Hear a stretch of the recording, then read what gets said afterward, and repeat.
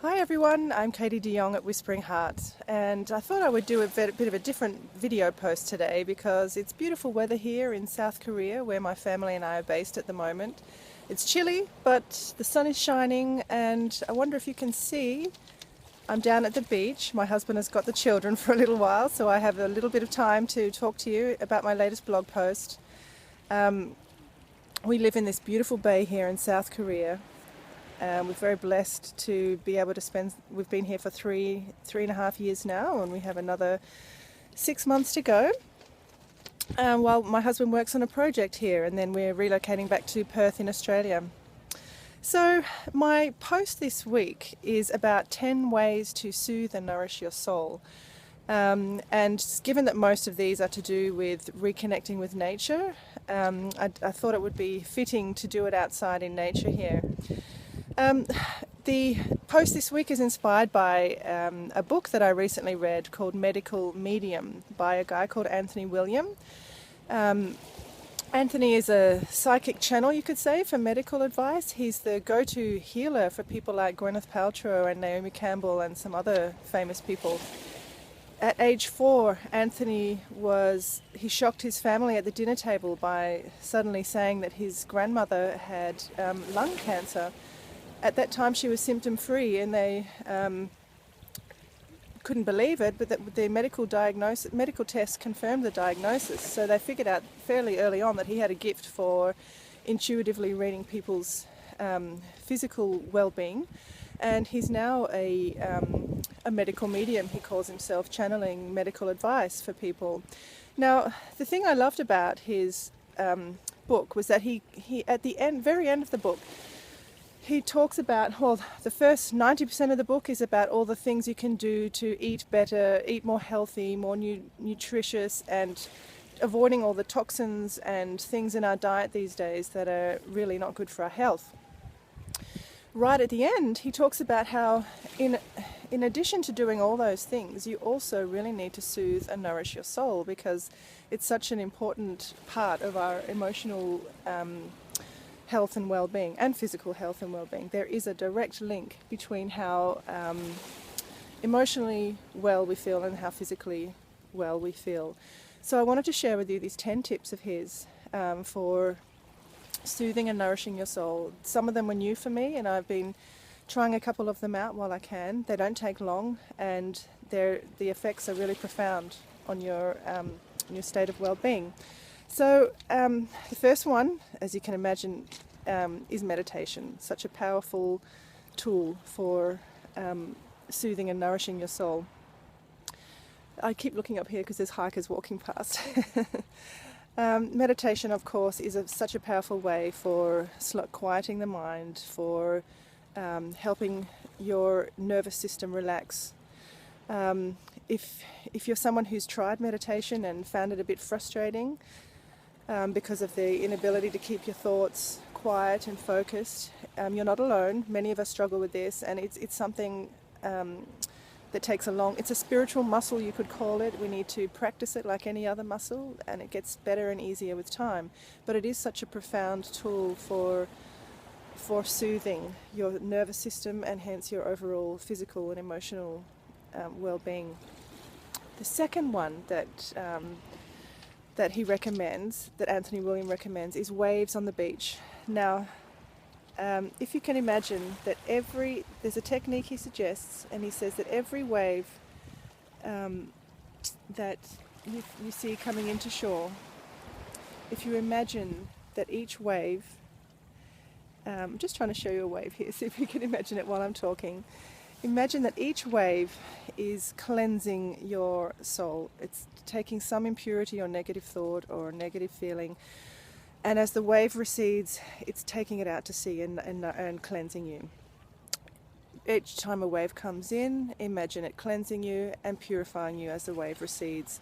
Apparently this is very, very healing, and it has helped on many of his clients recover from post-traumatic stress disorder. So it does work. And the third one he suggests is to be surrounded by trees. Not just to get out in nature, but to really try to connect with the trees and imagine that these, just try to connect in with what a miraculous thing it is that their roots are reaching all the way down into the center of the earth and drawing up, or deep into the earth and drawing up water and nutrients to grow. He suggests imagining that you have roots yourself and letting them grow down into the earth and drawing up Earth's energy through the soles of your feet. A really powerful one that I learned from Amy Oscar is to imagine that you have golden energy threads going right down deep into the earth and connecting with the molten core at the center of the earth, and then you draw that golden earth energy up through the soles of your feet into your body.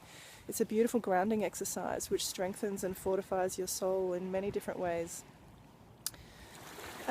Number 4 is free as a bird, he calls it, which is basically observing birds. When you sit and watch a bird and really listen closely to its music, apparently it's rationally it's hard for us to understand why this could be so good for us, but our cells and DNA know it's something to do with connecting us back to our original way of being, connected with nature. Bird song is what Anthony William calls a sacred healing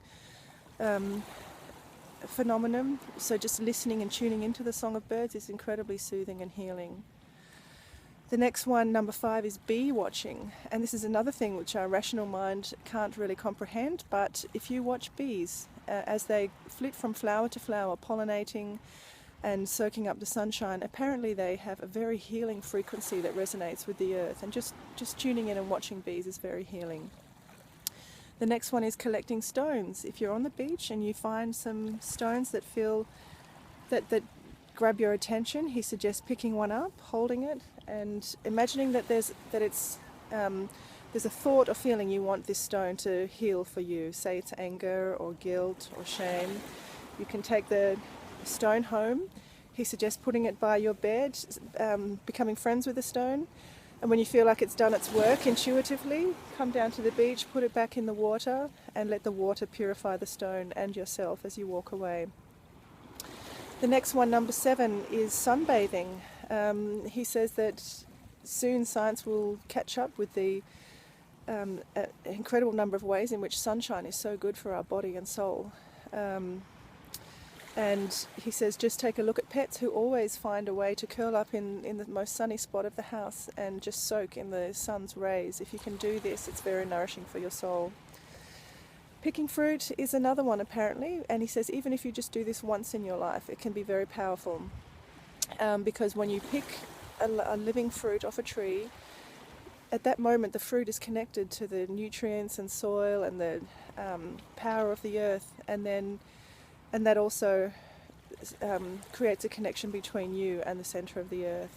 So very healing thing to do apparently, and even just remembering the thought of having picked fruit can be soothing for your soul. Tending to a garden is number 9, and I think we've all heard of the benefits of tending to a garden, but just getting your hands dirty in the soil, connecting with soil is very nurturing and nourishing and soothing, and just being out in nature and being present and mindful, and all of these techniques are all about being mindful and present. The final one he suggests is stargazing. He says look up beyond the stars at night, and there's another beyond our rational thinking. There's some kind of connection that our body intuitively knows and feels when we look at the stars, and it's very, very soothing for our soul. To find out more details about why these things are soothing and why they're so good for our body and soul, you can go to my blog post, and that's at katiedeyong.com. Navigate to blog, and that'll take you to my blog site. And please, if you'd like to read more of my posts, please feel free to sign up to my link, and you'll get an email notification of each blog post that comes out, and you will also stay informed with our community newsletter. So, in service to helping you live your fullest and brightest life, I'm going to sign off now. Much love to you. Bye bye.